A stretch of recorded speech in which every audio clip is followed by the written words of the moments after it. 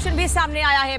अशरफ ने आतंकी ज़ीशान कमर की मदद की थी। पासपोर्ट बनवाने में ज़ीशान की मदद की थी अतीक ने, और अशरफ ने पासपोर्ट अधिकारी को पत्र लिखा था। अशरफ ने लेटर हेड पर ज़ीशान को जानने की बात कही थी, यानी कि अतीक और अशरफ ज़ीशान को जानते हैं जो कि आतंकी था, और उसी के लिए पासपोर्ट बनाने के लिए अशरफ ने पत्र में दीपेश इस बात का जिक्र किया था कि वो जानते थे ज़ीशान को। 2021 में प्रयागराज के करेली से ज़ीशान कमर की गिरफ्तारी हुई थी। ज़ीशान को पाकिस्तान से ट्रेनिंग मिली थी।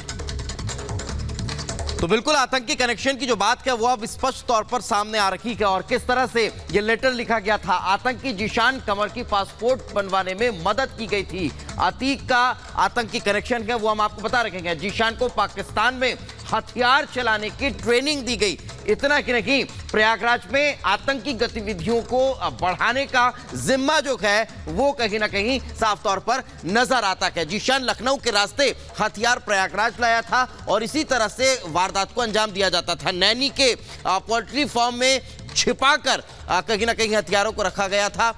ऑनलाइन खजूर बेचने के बहाने आतंकी साजिश को यहां पर अंजाम दिया जाता था। इतना ही नहीं, 2021 में ज़ीशान कमर की जो है वो गिरफ्तारी हुई थी। तो ये जो पूरी कहानी है वो आपको इस बात की तरफ इशारा करती है कि किस तरह से आतंकी कनेक्शन रहा है। पाकिस्तान से हथियार खरीदने की बात भी यहां पर स्पष्ट तौर पर कही गई थी। ज़ीशान के जरिए ISI से जुड़े थे अतीक और अशरफ, यानी समझा जा सकता है कि किस तरह से अतीक और अशरफ का आतंकी कनेक्शन निकलकर सामने आया। पाकिस्तान से उनका कनेक्शन था वो अब आपको साफ तौर पर समझ में आ रहा होगा, क्योंकि जो लेटर अब स्पष्ट तौर पर सामने आया वो इस बात की तरफ इशारा करता है। अगली और इससे जुड़ी हुई क्या कुछ खबर है, रुक करते हैं हमारे सहयोगी अनामिका का। और दीपेश, बड़ी खबर अतीक से